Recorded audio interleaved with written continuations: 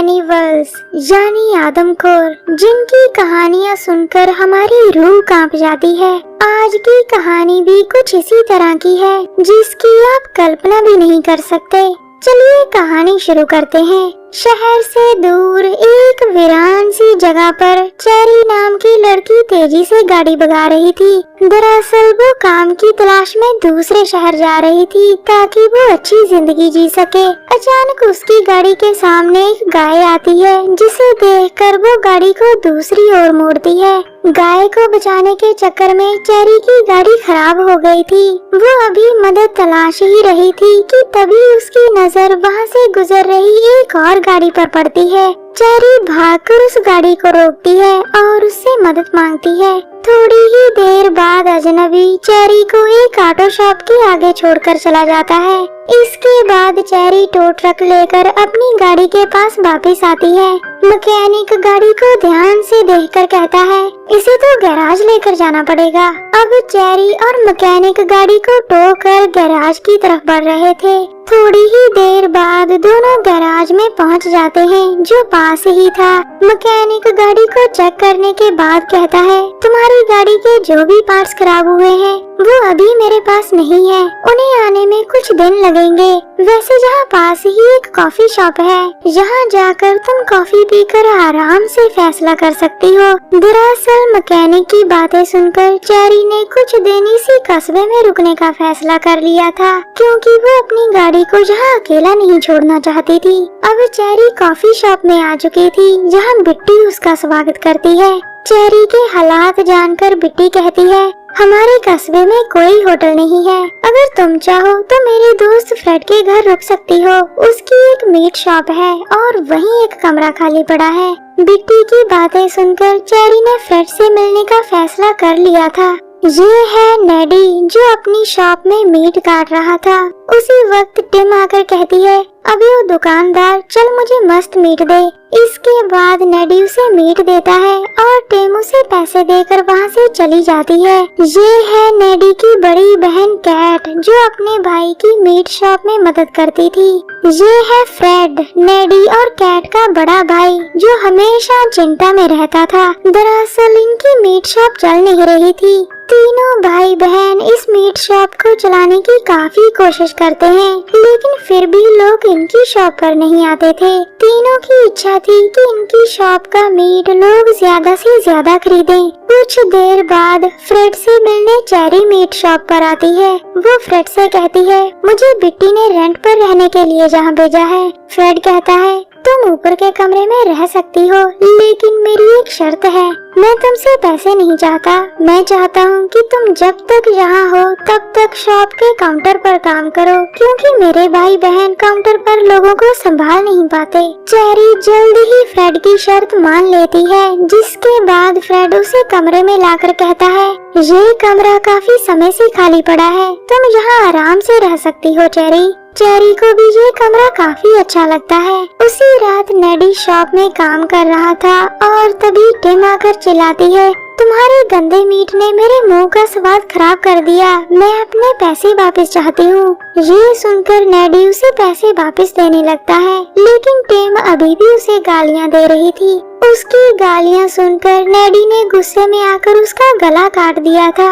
फिर वो उसकी लाश को शॉप के स्टोर में लाता है, जिसके बाद वो लाश के टुकड़े टुकड़े करने लग जाता है। फिर वो फ्रेड और कैट को भी इस कत्ल के बारे में बता देता है। टिम की लाश देखकर फ्रेड काफी परेशान था और फिर कुछ सोचकर नेडी से कहता है, इसकी लाश का मीट बनाना पड़ेगा। बस फिर क्या था, नेडी और कैट टिम की लाश के छोटे छोटे टुकड़े कर उसे ग्राइंड कर देते हैं।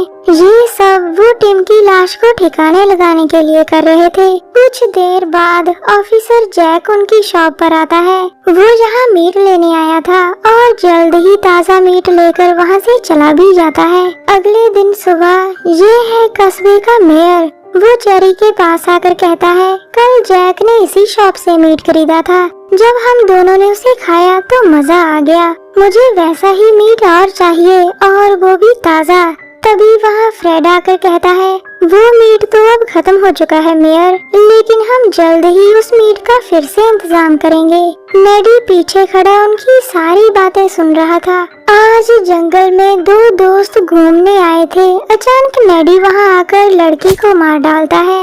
अपने दोस्त की मौत देखकर लड़का वहां से डरकर भागता है, लेकिन नेडी ने उसे भी पकड़कर जल्द ही मार दिया था। दरअसल तीनों भाई बहन अब लोगों को इंसानी मीट खिलाना शुरू कर देते हैं। लोग इस बात से बेखबर थे कि जिस मीट को वो मजे से खा रहे हैं वो तो इंसानी मीट है। नेडी तो अब पूरा दरिंदा बन चुका था, जो शॉप को चलाने के लिए कुछ भी कर सकता था। कुछ ही दिनों में फ्रेड की शॉप अच्छी चल पड़ती है। मेयर आकर कहता है, मुझे तुम्हारी शॉप का मीट बहुत अच्छा लगता है फ्रेड। मैं इस कस्बे में मीट फेस्टिवल मनाना चाहता हूँ और उस पूरे फेस्टिवल में तुम्हें ही मीट का इंतजाम करना होगा। ये सुनकर फ्रेड बहुत खुश होता है। अब फेस्टिवल के लिए फ्रेड को ज्यादा मीट चाहिए था, जिसका मतलब साफ था कि अब नेडी को और ज्यादा कत्ल करने पड़ेंगे।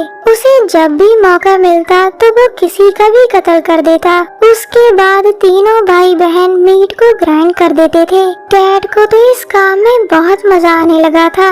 आज किम नाम की लड़की बहुत दुखी थी। शायद वो अपनी रिंग ढूंढ रही थी, जो उसे जल्द ही मिल भी जाती है। तभी पीछे से नेडी आकर उसे मार डालता है। फिर वो शॉप में आकर उसका मीट ग्राइंड करता है। जल्दबाजी में नेडी की नजर किम की रिंग पर नहीं पड़ती। कुछ दिनों बाद आज कस्बे में मीट फेस्टिवल चल रहा था। यहाँ बहुत सारे लोग आकर मीट खाने का मजा ले रहे थे, जिस मीट का पूरा इंतजाम फ्रेड ने किया था। दूसरी तरफ शॉप के स्टोर में फोन बज रहा था और उसे आकर चेरी उठाती है। वो अभी फोन सुन ही रही थी कि तभी उसके पीछे कैट नजर आती है। वो आकर कहती है, मैं भी कत्ल करना चाहती हूँ। तुम्हारा मीट तो बहुत शानदार होगा चेरी। लेकिन चेरी किसी तरह उससे बचकर भाग जाती है। उधर मीट फेस्टिवल में खाना खा रहे लोगों के हाथ किम की रिंग लग जाती है। फिर उनके हाथ एक फिंगर भी लग जाती है, जो रिंग के कारण ग्राइंड नहीं हुई थी। अब सभी समझ जाते हैं कि वो जिस मीट को इतनी खुशी से खा रहे थे वो तो इंसानी मीट है। औरतें चिल्ला चिल्ला कर सभी को इसके बारे में बताती हैं। दूसरी तरफ कैट से भागती भागती चेरी शॉप के स्टोर में आ चुकी थी। अचानक उसकी नजर एक चाकू पर पड़ती है। उसी पल कैट भी वहां आ जाती है, जिसके बाद दोनों आपस में लड़ने लग गई थी।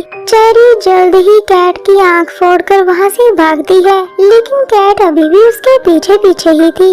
वो चेरी को हर हाल में मारना चाहती थी, मगर चेरी किसी तरह उसका हाथ ग्राइंड कर देती है। अब ज्यादा दर्द के कारण कैट बेहोश हो गई थी। उधर फ्रेड भी समझ चुका था कि अब उसका बचना मुश्किल है। वो इसी चिंता के कारण रेलवे ट्रैक पर आकर बैठ जाता है। अचानक एक गाड़ी आती है और फ्रेड उसकी लपेट में आकर कट जाता है। कुछ देर बाद जैक के सामने चेरी बैठी थी। जैक कहता है, मैं खुद भी उस शॉप पर कई बार गया था, लेकिन मैं हैरान हूँ चेरी कि तुम तो वहाँ रहती थी और तुम्हें फिर भी कुछ पता नहीं चला। चेरी कहती है, सच में ऑफिसर जैक, मुझे कुछ नहीं पता था।